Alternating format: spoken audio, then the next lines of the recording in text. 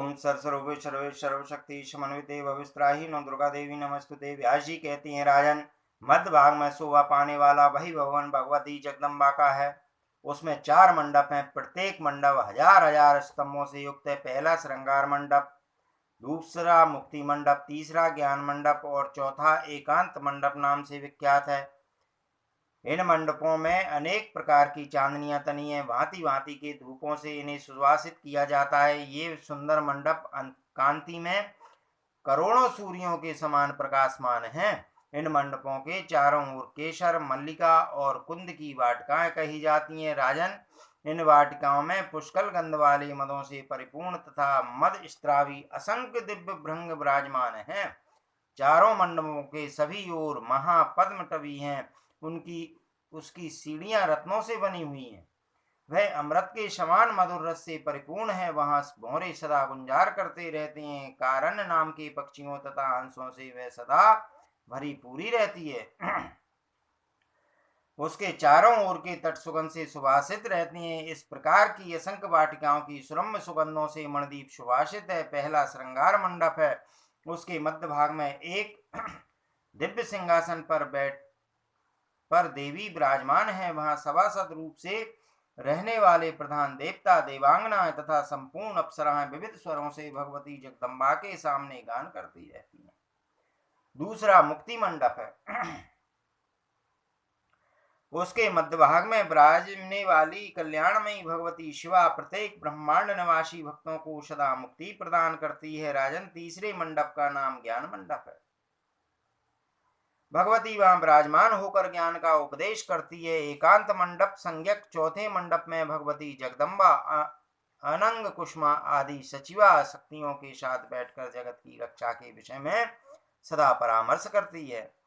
राजन, चिंतामणि ग्रह देवी का प्रधान स्थान है। मूल प्रकृति भगवती भुवनेश्वरी के 10 शक्ति तत्व सोपान रूप से वहां उपस्थित हैं। उनसे युक्त भगवती का ऊंचा मंच महान शोभा पाता है। ब्रह्मा, विष्णु, रुद्र और सदाशिव ये चारों देवता उस मंच के पाए हैं।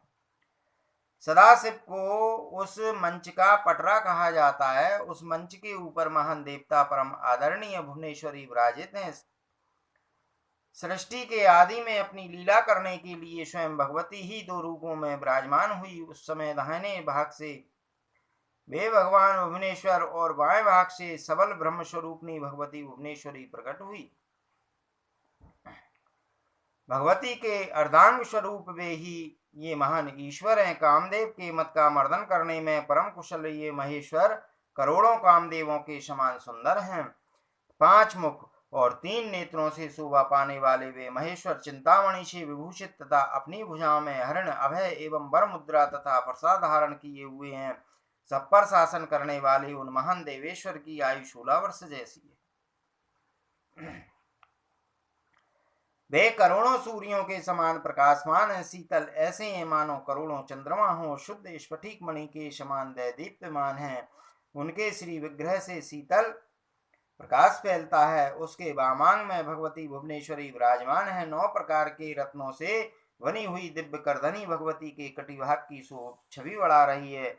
संतप्त स्वर्ण और वैदुर मणि से संपन्न वाजुबंद देवी की भुजाओं को सुशोभित किए हुए है, जिसमें स्वर्ण के समान चमक है तथा जिसकी आकृति श्री चक्र जैसी है। ऐसी छत्री वाला कर्णपूल भगवती भुवनेश्वरी की मुखमंडल को मनोहर बना रहा है। देवी के ललाट की कांति के वैभव ने अर्थ चंद्रमा की शोभा को तुच्छ बना दिया है। बिंबा फल को तिरस्कृत करने वाला लाल ओंठों और मनोहर दांतों से देवी परम सुशोभित है। कुमकुम और कस्तूरी के सुंदर तिलक से उनका मुखमंडल असीम शोभा पा रहा है। वे चंद्रमा और सूर्य जैसी आकृति वाली रत्न निर्मित दिव्य चूड़ामणि मस्तक पर धारण किए हुए हैं। उदयकालीन शुक्र तारा के समान स्वच्छ नाशिका भूषण उनके प्रकाश में परम साधन बना हुआ है। कंठ के भूषण में लटकती हुई मोती की स्वच्छ लड़ी से देवी अतिशय शोभा पाती है। चंदन के पंख, कर्पूर और कुमकुम से उन्होंने स्तनों को अलंकृत कर रखा है। विचित्र प्रकार के अद्भुत उनके कंधे शंख के समान सुंदर जान पड़ते हैं। अनार के दानों के सदृश स्वच्छ दांतों की पंक्ति से वे महान शोभा पाती हैं। मस्तक पर अमूल रत्नों का मुकुट धारण करने से वे अत्यंत सुशोभित हो रही हैं। देवी के मुख कमल पर अलकावली छाई हुई है और उस पर मतवाले भ्रमर मंडरा रहे हैं। कलंक की कालिमा से रहित चंद्रमा की भांति उनका स्वच्छ मुखमंडल है। गंगा के जल तरंग जैसी सुंदर नाभि से वे शोभा पाती हैं। मणियों से जड़त मुद्रिका उनकी अंगुली को सुशोभित किए हुए। कमल दल की आकृति धारण करने वाले 3 नेत्रों से अतिशय मनोहर जान पड़ती है।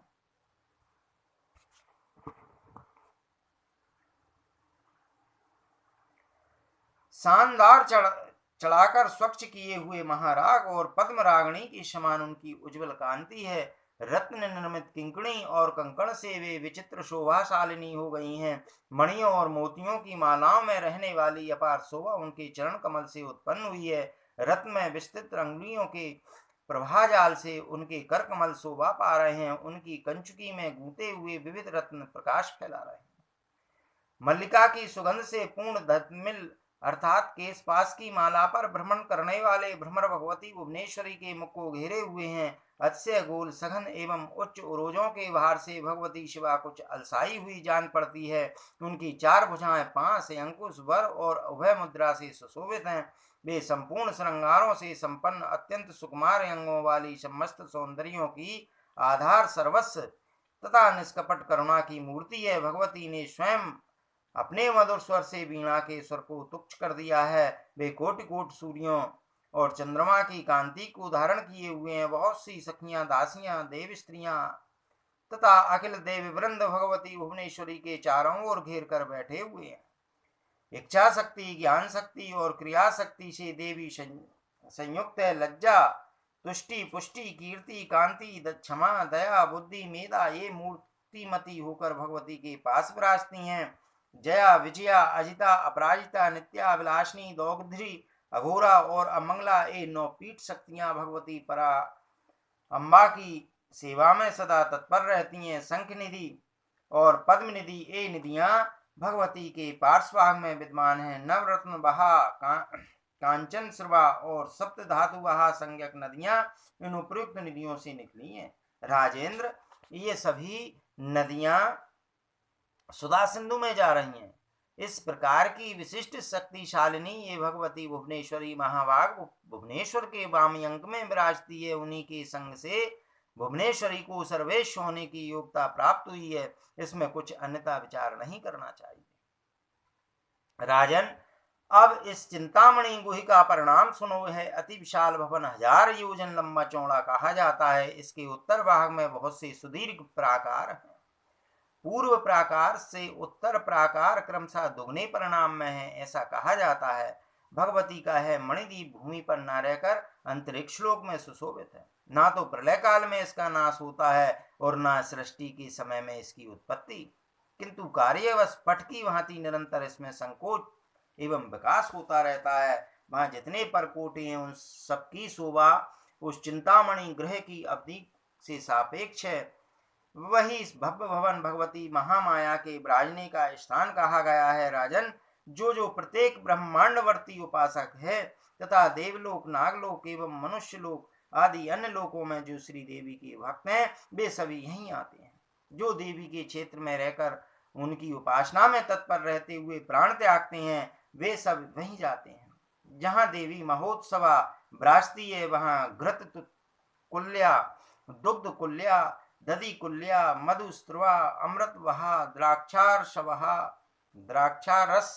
वहा, जम्बूरस वहा तथा आमेक्षु रस वहा आदि हजारों श्रेष्ठ नदियां प्रभावित होती हैं। वहां मनोरथ रूपी फल वाले बहुत से वृक्ष, वावलियां तथा कूप भी हैं।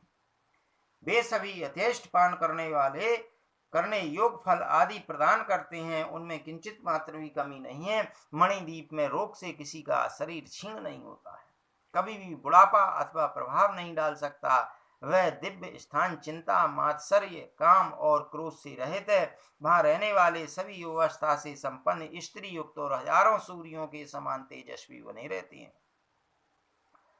वहां स्थित होकर भगवती श्री भुवनेश्वरी की सतत उपासना करने वाले व्यक्तियों में कितने शालोक मुक्ति और कितने शामीप मुक्ति प्राप्त कर चुके हैं। बहुत से सारूप मुक्ति के भागी बन गए तथा कुछ श्रेष्ठ प्राणी सार्शिष्टता को प्राप्त हुए हैं। प्रत्येक ब्रह्मांड में रहने वाले जो देवता हैं उनके बहुत से समाज मणिद्वीप में रहकर भगवती जगदीश्वरी की उपासना करते हैं।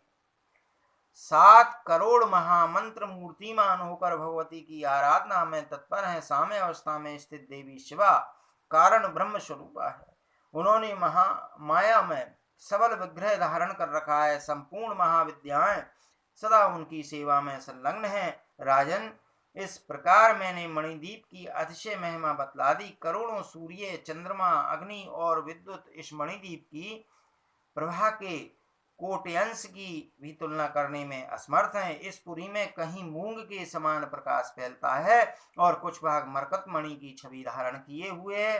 कहीं बिजली और सूर्य सदृश चमक है एवं कहीं जान पड़ता है मानो मध्यान्ह कालिक प्रचंड सूर्य तप रहे हो। कहीं तो करोड़ों बिजलियों के तेज धारण करने वाली दिव्य कांति विस्तृत है।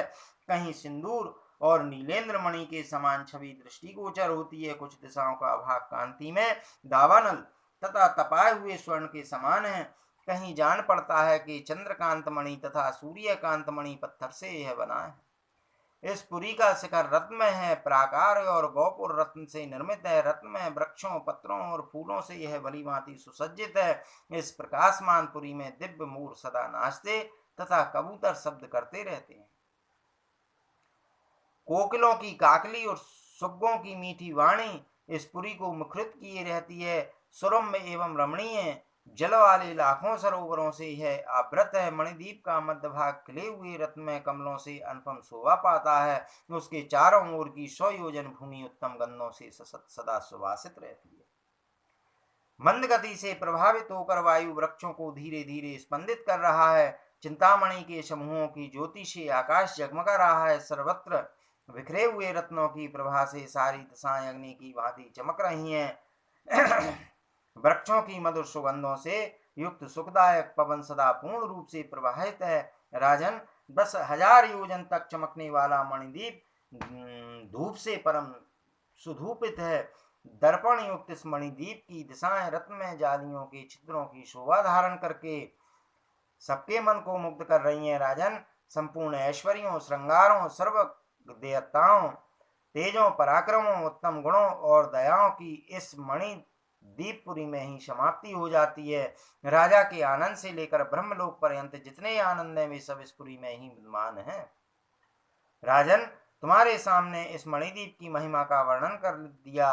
महादेवी का है परम धाम संपूर्ण लोकों से अतिशय श्रेष्ठ है। इस मणिद्वीप के स्मरण मात्र से संपूर्ण पाप नष्ट हो जाते हैं। यदि मरण समय में मणिद्वीप का स्मरण हो जाए तो प्राणी वहीं जाता है। 8वें अध्याय से आरंभ करके यहाँ तक के विषय को अध्याय पंचक कहते हैं। सावधान होकर नित्य इसका पाठ करने वाला प्राणी भूत, प्रेत और पिशाच आदि की बाधा से मुक्त हो जाता है। नवीन ग्रह बनवाने अथवा वास्तु देवता की पूजा के अवसर पर यत्न पूर्वक इसका पाठ करना चाहिए। इससे यह कल्याण होता है।